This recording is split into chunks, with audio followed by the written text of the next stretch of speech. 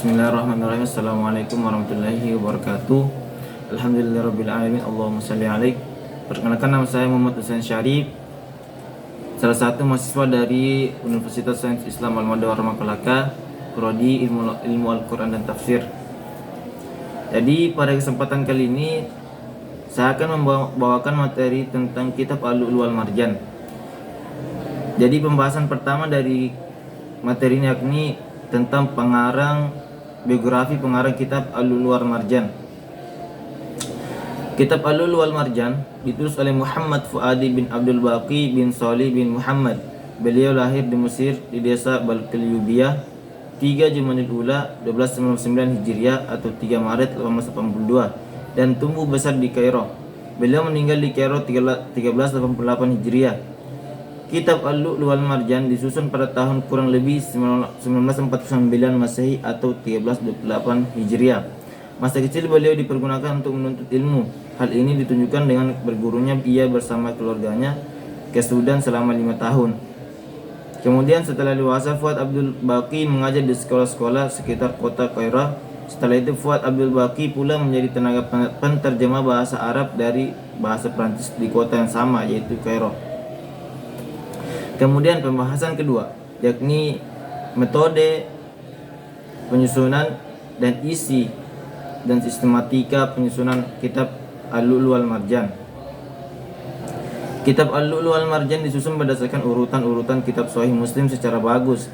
Kemudian beliau mengambil nama kitab-kitab dan bab-bab serta nomor-nomornya dari Sahih Muslim dan mengambil nas al-hadis dari Sahih Bukhari yang telah disepakati oleh Imam Muslim.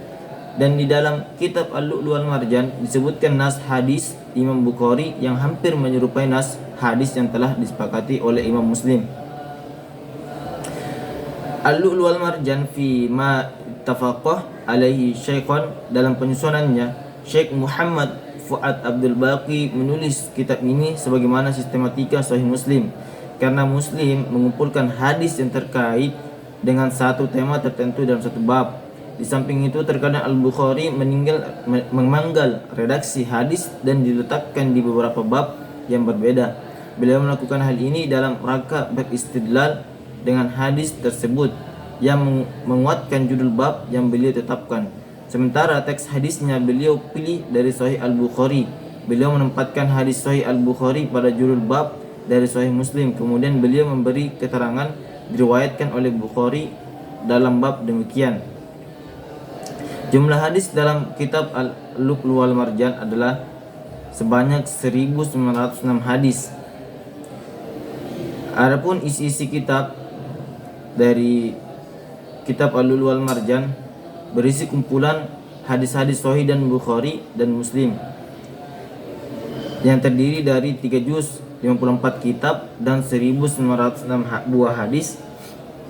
Jadi isi yang pertama di juz pertama berisi tentang kitab imam, toharo, haid, solat, masjid, dan ketentuan solat para musafir dan kosornya, Jumat, solat hari raya, solat istisqa, solat kusuf, janaiz dan zakat.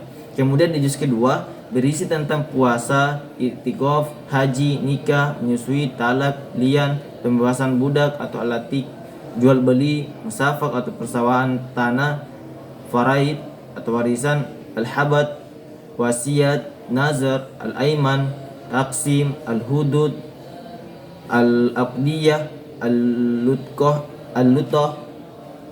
al-luqtah, jihad, al-imarah, dan penyembelihan hewan kurban.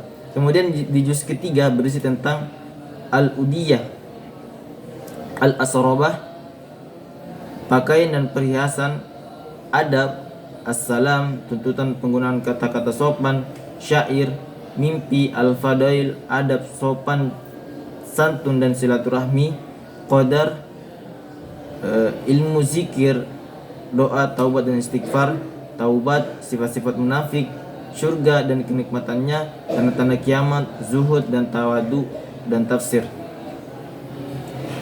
Kemudian pembahasan yang ketiga yakni tentang pendapat para ulama tentang kitab Al-Lu'lu' wal Marjan. Kitab Al-Lu'lu' wal Marjan atau sering disebut hadis Bukhari Muslim adalah kumpulan hadis-hadis yang disusun oleh Imam Bukhari dan Imam Muslim, dua ulama besar dalam tradisi Islam Sunni. Pendapat ulama tentang kitab ini sangatlah tinggi, dan kitab ini dianggap sebagai salah satu koleksi hadis paling otentik dan sahih dalam Muslim, di mana Imam Bukhari adalah ulama dan penulis asal Persia yang dikenal sebagai salah satu ahli hadis yang paling terkemuka. Ia menyusun Sahih Bukhari setelah melakukan seleksi ketat terhadap ribuan hadis, hanya memilih yang dianggapnya paling sahih dan dapat dipercaya. Kitab ini diakui di seluruh dunia Muslim sebagai salah satu karya yang paling penting dalam hadis. Kemudian Imam Muslim, sama seperti Bukhari, Imam Muslim juga merupakan ulama besar dalam tradisi Sunni. Sahih Muslim adalah karya besar yang berisi koleksi hadis-hadis yang dianggap sahih menurut kriteria ketat Imam Muslim. Kitab ini dianggap sebagai salah satu sumber utama dalam ilmu hadis. Kemudian pandangan ulama Sunni, secara umum ulama-ulama Sunni menghormati dan mengakui keunggulan Sahih Bukhari dan Sahih Muslim. Kedua kitab ini menjadi pijakan dalam penentuan hukum dan prinsip-prinsip kehidupan Islam. Mereka dianggap sebagai standar emas dalam ilmu hadis. Kemudian pengakuan global, kitab Lu'lu'ul wal Marjan menjadi sumber otoritatif yang dihormati di seluruh dunia Muslim. Berbagai mazhab dan aliran dalam Islam mengakui nilai-nilai dan keabsahan hadis-hadis dalam kitab ini. Peran dalam Islam, kedua kitab ini memiliki peran sentral dalam pemahaman dan pengamalan ajaran Islam. Hadis-hadis yang terdapat di dalamnya digunakan sebagai dasar bagi penegakan hukum, etika, dan prinsip-prinsip ajaran Islam.